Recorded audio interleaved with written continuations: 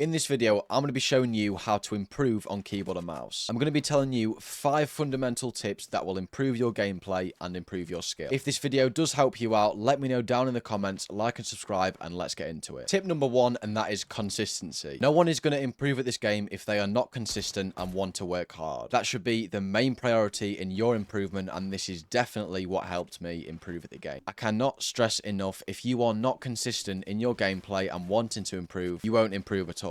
The people who put more hours into the game will always be better. However, you could have someone who plays for 8 hours a day and plays Squid Game only up, but you could have someone who plays 1 hour a day and does everything smart with it. For example, he might spend 20 minutes in PGs, 20 minutes in free building, and 20 minutes in box fights. The person who spends an hour on the game will improve. So it's not just about consistency, it's what you do with your consistency. Moving on to tip number 2 is keybinds. Keybinds are arguably one of the most important ways to improve at the game and get comfortable in using your keyboard. For example, you want to have the most optimal binds for you. I'm not saying use mine, but a lot of pros use my binds. I use them, obviously. The settings are linked right there if you want to go and check them out. If your keybinds aren't optimal for you, then you're missing out massively. You are at such a disadvantage if you're having to reach that far, it hurts your finger, if it's uncomfortable, or the button's just hard to press. And they also recommend using a 60% keyboard. This is what I use. This is what a lot of other players use. It definitely helps. This is an example of a 60% keyboard, and that is an example of a 100% keyboard.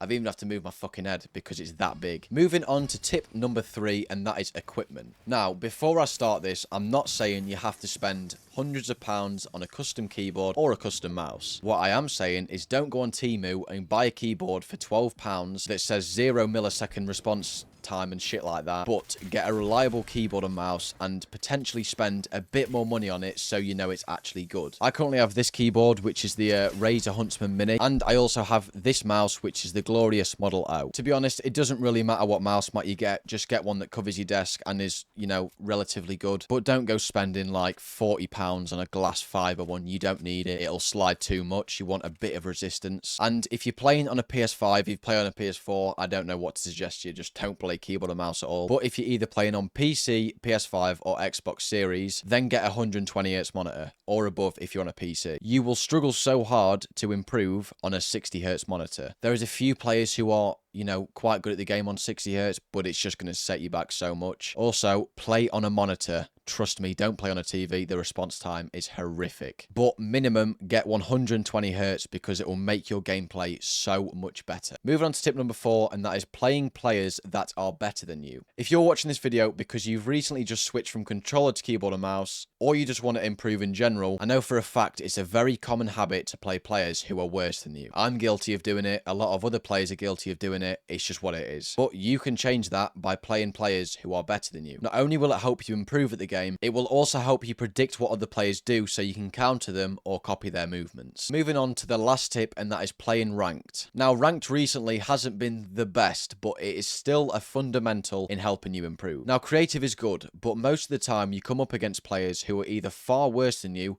or far better than you. Now, I know I said earlier, play players who are better than you, but I don't mean by an absolute mile. Ranked, however, has custom-made matchmaking where there's players are a similar skill level to you. This is very helpful for improvement as there's only a small gap in skill level. This will also get you ready for tournaments in the future if you're wanting to play them, and it will help you begin to predict what a lot of players do at the game. That is the end of today's video. I hope you did enjoy, and I hope it definitely helped you out in improving. Let me know down in the comments if it did. Thanks for watching, and I'll see you in a bit.